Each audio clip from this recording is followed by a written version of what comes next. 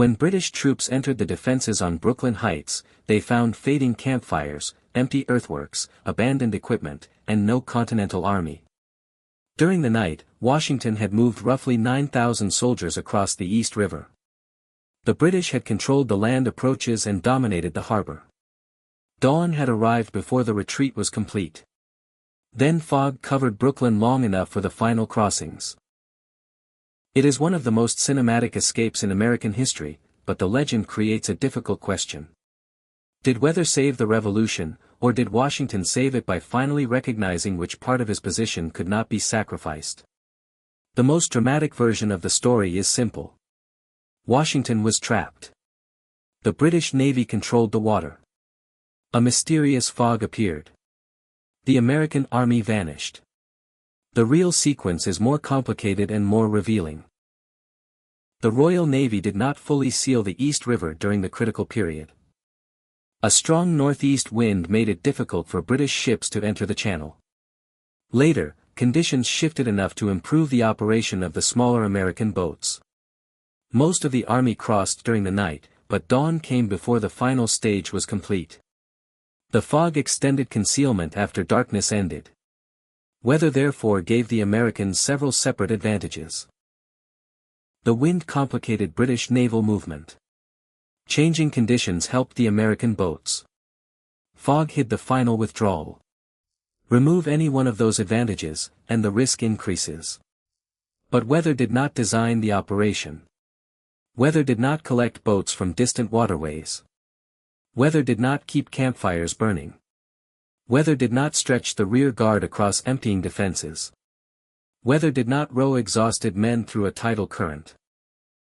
The fog mattered because Washington and the people under him had created a plan capable of using the time it provided.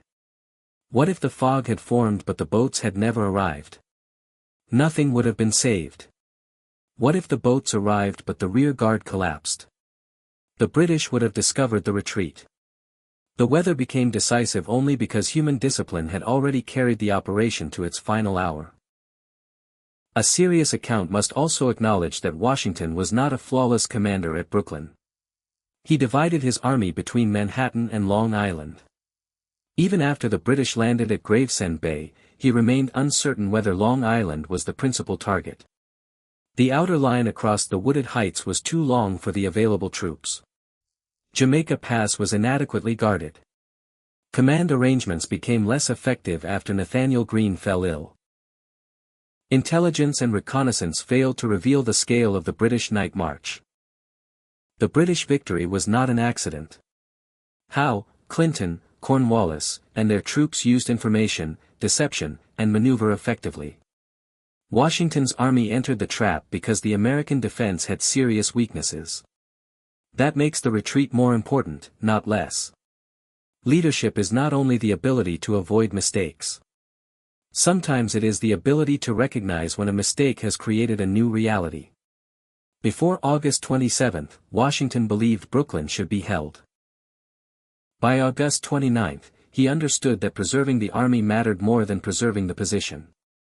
He changed the objective before pride destroyed the force. William Howe also deserves a balanced judgment. His decision not to storm Brooklyn Heights immediately is often treated as the obvious mistake that allowed Washington to escape. Yet Howe had reasons to wait. Bunker Hill had shown that fortified Americans could inflict heavy losses. Brooklyn's earthworks contained artillery and men fighting with the river behind them. Howe possessed a larger army, siege capability, and naval support.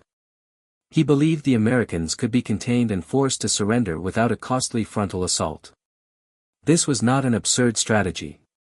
It failed because the Americans attempted something Howe considered unlikely, the removal of thousands of troops across a difficult tidal channel in a single night. What if Howe had ordered an assault on the afternoon of August 27? The British might have captured the lines and ended the campaign immediately.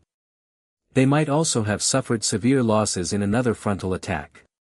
What if British patrols had pushed forward at 2 in the morning on August 30?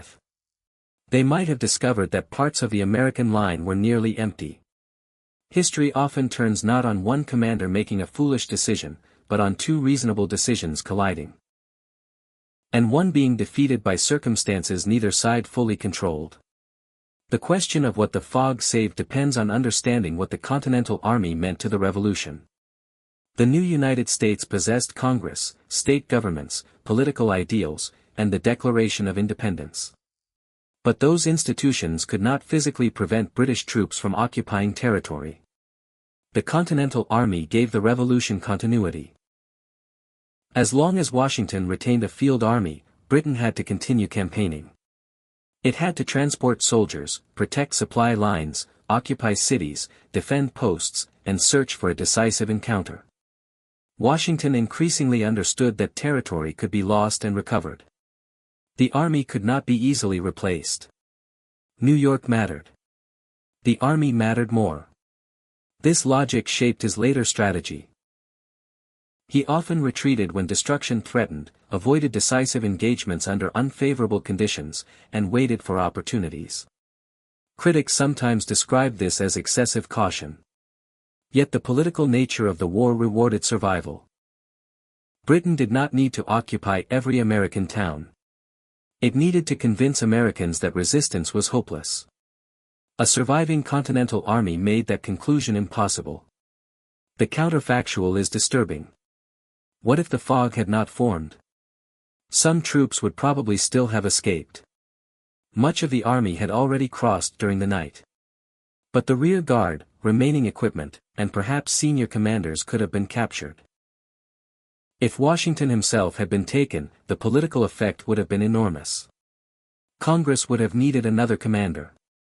The army's cohesion might have fractured. Foreign governments would have seen a rebellion that declared independence in July and lost its principal commander in August. Would the revolution certainly have ended?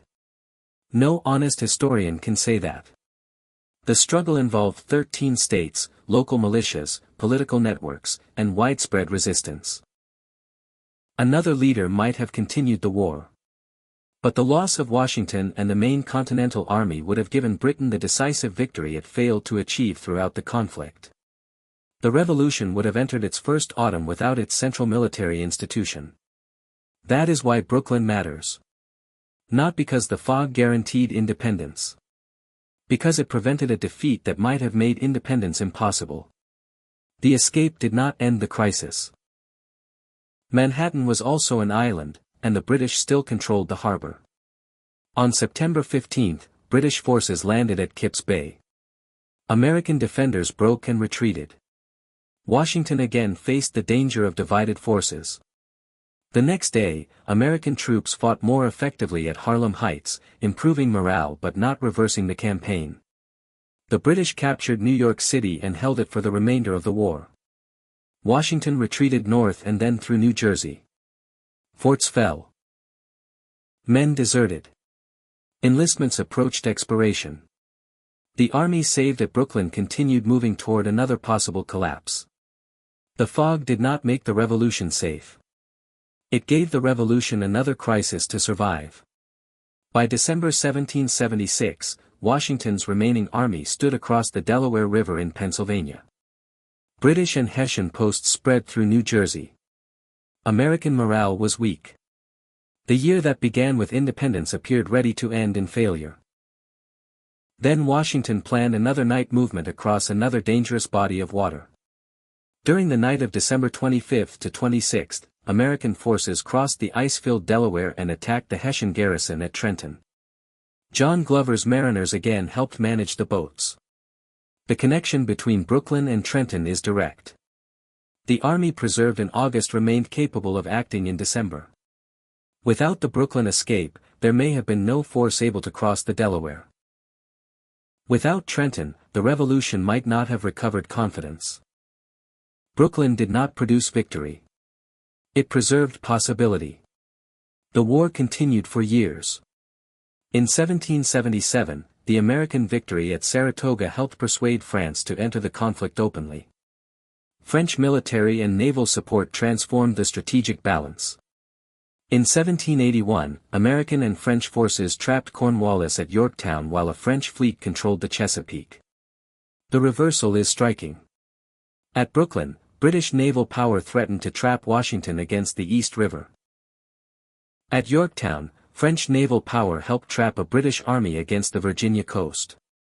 Cornwallis's surrender did not instantly end all fighting, but it broke political support in Britain for continuing the major offensive war in America. The army that stood at Yorktown belonged to the same institution saved through the Brooklyn retreat. It had survived defeat, winter, hunger, expiring enlistments, and internal crisis. Brooklyn was not the moment the United States won. It was the moment the revolution avoided losing before it had time to become durable. The escape also changed Washington's understanding of command. He had entered the New York campaign believing that important ground had to be defended to demonstrate national resolve. Brooklyn taught him that the survival of the army could be more strategically valuable than any single city. He would not always apply that lesson perfectly, but it became central to the way he fought the remainder of the war. This is why the Battle of Brooklyn occupies such an unusual place in military history. Britain won the battlefield, captured men, and secured Long Island. The Americans suffered a clear defeat. Yet the victory did not destroy the enemy's ability to continue. A battle becomes decisive only when its consequences prevent the opponent from acting again. After Brooklyn, Washington could still command. Congress could still claim that resistance continued. The states could still provide men and supplies. Britain still had to fight another campaign. The difference between tactical victory and strategic decision is hidden inside that gap. The fog also became powerful in memory because it arrived during a narrow and emotionally perfect interval. Earlier, and it would have concealed preparations but not extended the final crossing. Later, and British patrols might already have seen the empty works. At exactly the moment darkness ceased to protect the retreat, the landscape disappeared. Contemporaries and later writers sometimes understood this as providence. Others describe it as a rare but natural weather event used by prepared commanders and experienced sailors. A historical documentary does not need to force one interpretation. The measurable sequence is extraordinary enough. The wind complicated British naval movement. The boats crossed. Fog concealed the final phase. The British arrived too late. The mystery is not whether fog can form over Brooklyn. It can. The deeper mystery is how many independent choices, errors, delays, skills, and weather conditions had to align before that fog could change the future. Return to Brooklyn at dawn on August 30, 1776. The campfires are fading. Rainwater fills the roads. British works stand close beyond the fog. Oars enter the East River. One boat moves toward Manhattan. Then another. Washington waits while the rear guard approaches. He does not know that Americans will later call him the father of their country. He does not know that Trenton, Saratoga, Yorktown, or the Constitution lie ahead. He knows only the immediate truth. The battle has been lost. New York may be lost. The army must not be lost. By around 7 o'clock, the final stage is complete. British troops enter the American positions and find empty earthworks. Washington has not defeated them. He has denied them the ending their victory should have produced. What if Jamaica Pass had been guarded? The disaster might never have happened. What if Howe had attacked? The retreat might never have begun. What if the wind had not shifted? The boats might not have crossed. What if the fog had lifted 1 hour earlier? Washington might have disappeared into captivity instead of history. The answer is not that weather alone created the United States. The answer is more unsettling. History sometimes depends on several fragile things happening in the correct order. A mistake. A pause. A unanimous decision. A collection of boats. Thousands of silent soldiers. Exhausted sailors. A changing wind. And a fog that arrived only when the night was no longer enough. The British captured Brooklyn. Washington carried the revolution across the river. And the final mystery remains, was the fog merely weather, or was it the 1 hour history could not afford to lose?